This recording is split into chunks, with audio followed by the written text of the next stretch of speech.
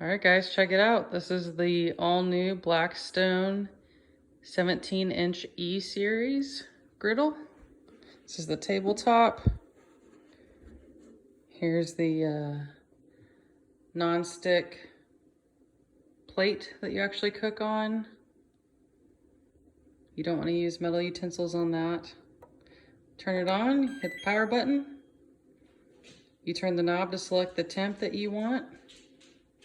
Hit the power button again to select it, and it'll begin heating. These bars will go up as it gets hotter and closer to your set temp. It's a grease cup in the back, just like on the regular griddles. Nice thing is you don't have to season these. A lot easier cleanup. This also serves as a warming lid. This thing's slick.